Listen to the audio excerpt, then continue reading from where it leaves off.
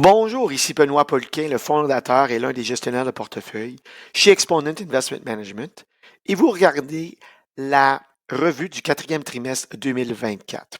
Donc, on va débuter avec notre tableau de sommaire, et si on veut, de l'année 2024 en termes de rendement. Donc, on voit ici quatre différentes colonnes, et donc dans les colonnes ici, ce qu'on va voir,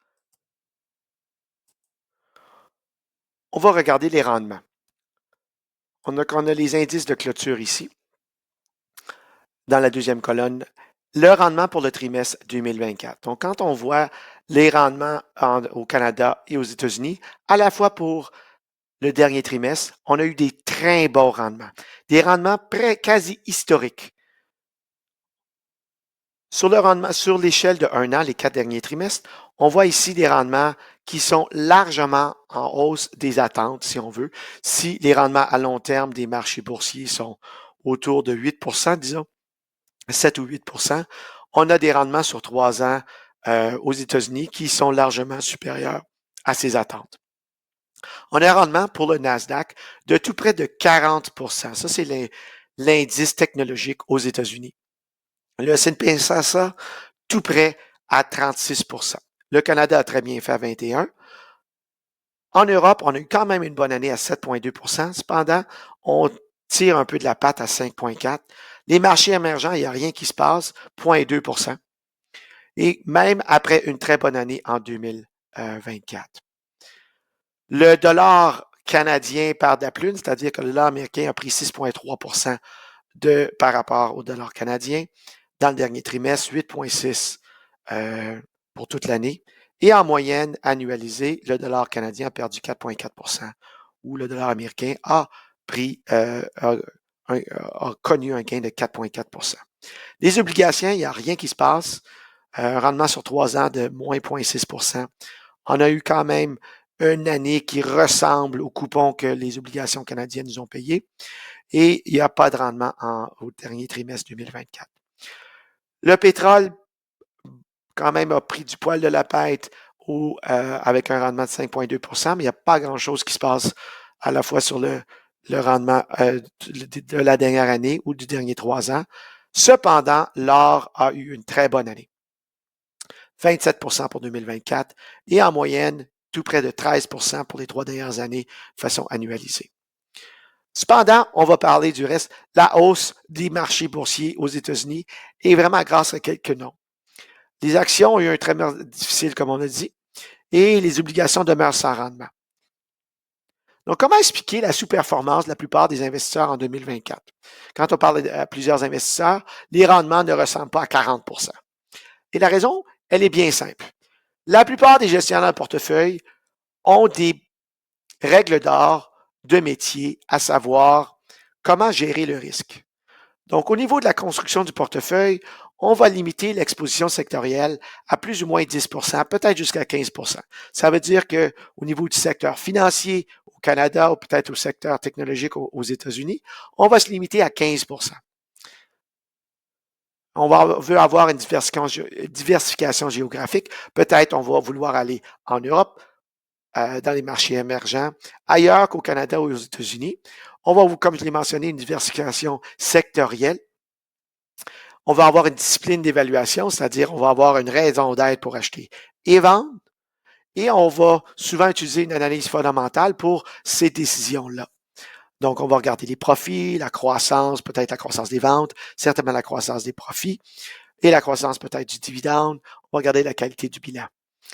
Au niveau de la gestion des portefeuilles, quand on opère le portefeuille, si on veut, on va réduire les gagnants. On va aussi vouloir vendre en haut pour être capable de acheter plus bas. Donc, que ce soit dans la forme d'une rotation vers les secteurs moins chers, si on veut, en vendant des titres dans les secteurs plus chers.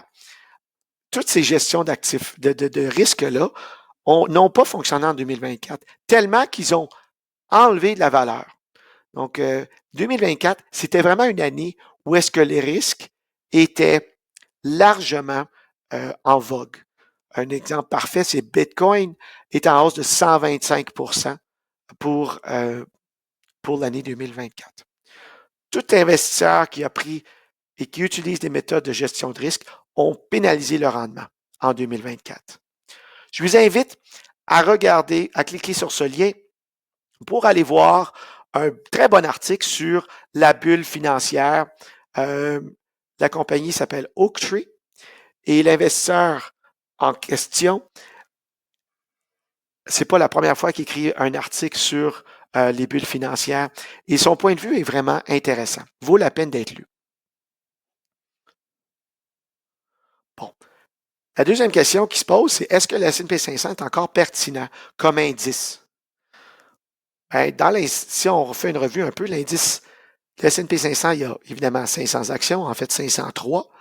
La problématique avec le S&P 500, c'est que le plus gros portion, le plus gros poids, l'action qui représente la plus grande importance, représente 7,6 de l'indice. Bon, ben, on se rappelle qu'un gestionnaire de portefeuille, les règles de l'art limitent à, mettons, 10 peut-être 15 dans un secteur. Un nom ici, une action, représente la moitié de ce qu'on voudrait avoir comme poids dans un portefeuille. En pire que ça, les 10 plus grandes actions représentent tout près de 40 47,3 au mois de décembre, à la fin décembre. Donc, dit d'une autre façon, les 493 autres actions représentent que 63 62,7 de l'indice. Donc, comme gestionnaire de portefeuille, c'est difficile. Si on n'a pas ces 10 actions-là dans la même pondération, on va toujours tirer de la patte par rapport à l'indice de base. C'est correct, mais il faut juste bien comprendre pourquoi. Donc, voici les 10 plus grandes actions du S&P 500. On voit ici Apple avec notre 7,6, mais on a Nvidia, Microsoft, Amazon. Vous pouvez lire le reste du tableau. En fait, on peut s'entendre que c'est à peu près, sauf Berkshire Hathaway, ce sont tous et toutes des titres à caractère technologique. Avec des rendements, deux de ces actions-là ont eu des rendements fulgurants, 171 Il y a des rendements qui sont plus surprenants, Microsoft avec 12.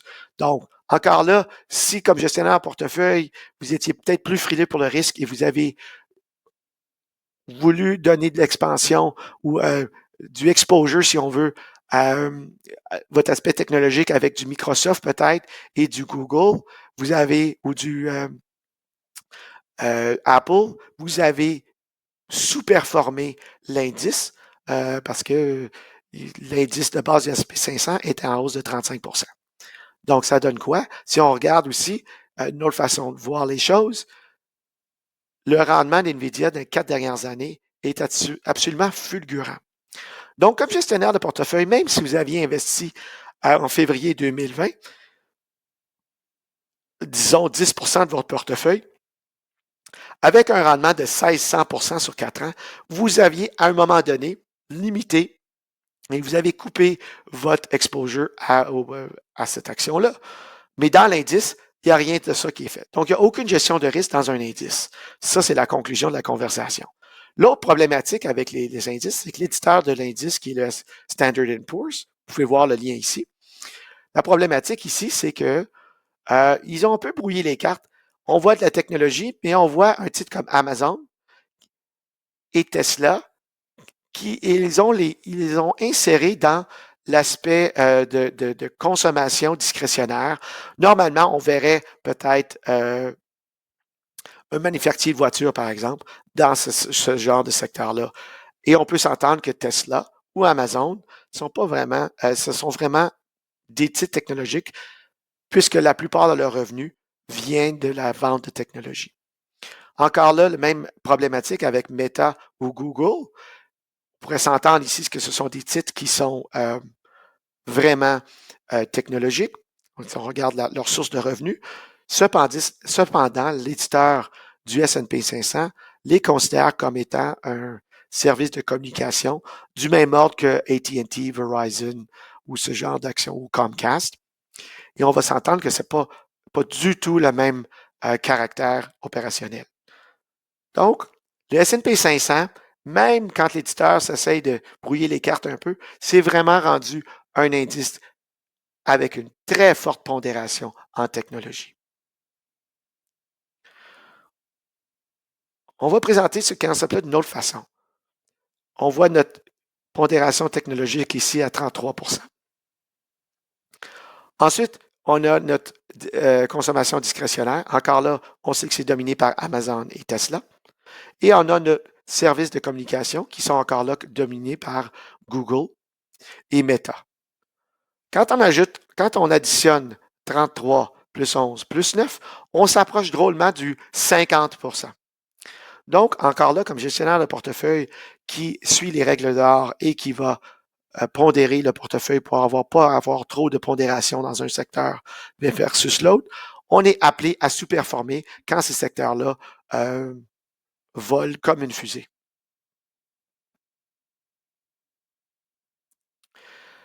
Donc, pourquoi on fait la gestion de risque comme gestionnaire de portefeuille? Bien, une des raisons, c'est que la volatilité, elle est très sournoise. Donc, plusieurs de nos clients nous font la remarque que les marchés américains surtout, mais même canadiens, sont de plus en plus volatiles. Et leur remarque est à point. Donc, ici, ce que je vous présente, c'est le S&P 500 depuis le début de l'année 2021. Donc, j'ai omis ici la descente, ce qu'on a vu de 2020, qui était largement due à la pandémie. Donc, ce qu'on voit, c'est un retour, si on veut, avec une hausse d'à peu près 20% à la hausse. On redonne cette hausse-là en 2022, largement à cause de peur d'inflation, les taux d'intérêt à la hausse. Et ensuite, en 2023, il y a une stabilité qui revient et donc on revient au même niveau qu'on avait en 2021. Donc, on a fait sur place, mais on a fait plus 20, moins 20, plus 25. On n'a rien fait sur 3 ans. On pourrait regarder en arrière et le niveau de pré-COVID, c'est à peu près ce niveau-là, de à peu près 4600, 4700 sur le S&P 500. Donc, les investisseurs indiciels ont vraiment juste fait de l'argent en 2024 quand on regarde le surplace des 3 dernières années. Donc, comme gestionnaire de portefeuille, pour suivre les règles d'or, l'idée, c'est de limiter, si on veut, cette volatilité qui est très forte. 20% à la hausse ou la baisse, c'est très difficile à naviguer. Au Canada, c'est pas bien mieux. Le Canada, si on regarde, on a 33% de notre indice qui représente le secteur financier. On a un autre 17% dans le secteur de l'énergétique. Et finalement, les deux autres secteurs, c'est industriel et les matériaux, c'est-à-dire les denrées, soit minières ou foresterie. Donc, c'est très difficile de passer à côté de cette pondération du secteur financier à 33% ou encore cette pondération du secteur énergétique à 17%. Donc, encore là, on a ce même problème-là quand on regarde l'indice canadien. Et pareil, comme aux États-Unis, on a notre plus grande pondération, qui est la Banque Royale, à 7%. Et le top 10 de l'indice représente tout près de 40% aussi. Donc, là aussi, on a 210 actions qui représentent 43,4% ou 63,4% de l'indice. Donc, on a vraiment un manque de profondeur au Canada comme aux États-Unis quand ça vient aux indices boursiers. Et les obligations, est-ce qu'elles ont ajouté à un portefeuille? La réponse, tout simplement, c'est non. Pas du tout même. En fait, on a eu une baisse des taux d'intérêt. Quand on sait que les prix des obligations baissent quand les taux d'intérêt augmentent, ici, ce que je vous représente, c'est le fonds coté en bourse qui suit l'univers obligataire canadien. Donc, on voit ici une perte en 2021 de 5%, ensuite 13, presque 14% en 2022. On sait que ça, c'est la hausse des taux d'intérêt. Et depuis ce temps-là, il y a eu une baisse des taux d'intérêt, mais le marché obligataire est très frileux avec les gouvernements qui dépensent largement au-dessus de la moyenne et sont déficitaires de façon historique. Donc, les marchés obligataires sont de très bons clairvoyants quand ils regardent 3 ou 5 ans d'avance par rapport aux perspectives de crédit. Donc, même si les taux d'intérêt ont baissé au Canada, les investisseurs semble entrevoir il y aura peut-être une hausse des taux d'intérêt parce que les prix ne sont pas revenus au niveau des prix des obligations. Donc, avec l'année 2024 et même l'année au précédent, où est-ce qu'on a eu 2 années qui se suivaient avec des rendements de plus de 20% aux États-Unis, plusieurs investisseurs sont inquiets. Et au niveau de l'indiciel, ils ont raison selon nous. C'est-à-dire que si je vous reviens avec ce lien-là, c'est une des images dans l'article. Grosso modo, le principe, c'est que quand les indices sont chers de façon historique, les perspectives de rendement pour les 10 prochaines années subséquentes sont plutôt pas bonnes. Pas très poétique, mon affaire, mais ce qu'on veut dire ici, c'est que quand on regarde en anglais le PE ratio, le ratio cours-bénéfice de l'indice S&P 500, historiquement, plus le prix baisse, plus les rendements, les perspectives de rendement pour les 10 années subséquentes est haute. Ça a juste du bon sens. Quand un actif est pas cher, on peut s'attendre à une plus grosse probabilité de faire de l'argent avec sur 10 ans. Mais là, quand on embarque avec, comme je viens de démontrer auparavant, un indice très cher, les perspectives pour l'indice sont moins bonnes. Donc, à la fois, on est d'accord avec ce principe-là, mais cependant, on est quand même très... on attend des belles choses pour les investisseurs pour les 5 prochaines années. La raison, c'est, on va parler avant ça de notre mandat. Donc, on a vraiment un mandat un triangle à 3 pointes. Donc, on doit gérer chez Exponent, si on veut, l'indépendance financière. Et l'indépendance financière passe par cette tension-là entre la fiabilité des rendements, la croissance, on veut un rendement, mais on ne veut pas perdre notre capital investi. Donc, souvent, les investisseurs vont surpondérer, comme en 2024, on a surpondéré la croissance. Et étant donné que ça fait 2 ans, on a oublié qu'on peut perdre de l'argent. Donc, la fiabilité n'est pas vraiment au rendez-vous pour plusieurs investisseurs. Et encore moins la sécurité du capital. Donc, chez nous, chez Exponent, on a vraiment cette sécurité, la croissance et cette fiabilité de rendement. Alors, pourquoi est-ce qu'on est optimiste? Mais la valorisation des 490 autres actions est vraiment intéressante pour nous. La valorisation des franchises mondiales, on parle des grandes entreprises, à la fois au Canada et partout ailleurs dans le monde, est vraiment intéressante, surtout quand on les compare au top 10 du S&P 500. Donc, oui, les perspectives de croissance sont moins fortes qu'un titre technologique, mais les attentes des investisseurs ont fait que le prix de ces entreprises-là a vraiment baissé. Donc, ça ne prend pas beaucoup de bonnes nouvelles pour voir la valorisation de ces franchises-là prendre de la valeur.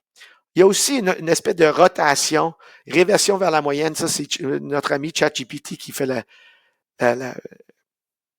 traduction, c'est pas à point. Mais il y a une rotation qui se fait chez plusieurs investisseurs où est-ce qu'ils vont quitter les secteurs qui ont bien fait vers des secteurs qui traînent la patte un peu. On n'a pas beaucoup d'exposition dans les secteurs d'expérience, c'est-à-dire technologique. Et s'il y en a, ça a été géré de façon très, très délibérée. En fait, les techniques de gestion chez nous fonctionnent et il fait en sorte qu'on est pas mal immunisé vers ce qu'on appelle le FOMO en anglais, le Fear of Missing Out. Comme gestionnaire de portefeuille, on n'a pas vraiment cette pression de toujours vouloir être le surperformant parce que, au bout de la ligne, pour être surperformant, il faut toujours prendre des risques, faire une surpondération et ça va à l'encontre de mandat de gérer cette tension-là entre sécurité, fiabilité et croissance. Étant donné qu'on ne fait pas d'indexation, on fait de la recherche, souvent on est capable de voir ce qui se passe à l'intérieur des marchés bien avant ceux qui font de l'indexation, étant donné qu'on fait l'ouvrage de la recherche. Alors, c'est tout. Je vous remercie beaucoup d'avoir écouté. Si vous avez des questions ou commentaires, n'hésitez pas à nous envoyer un courriel à l'adresse ci-bas. Au plaisir.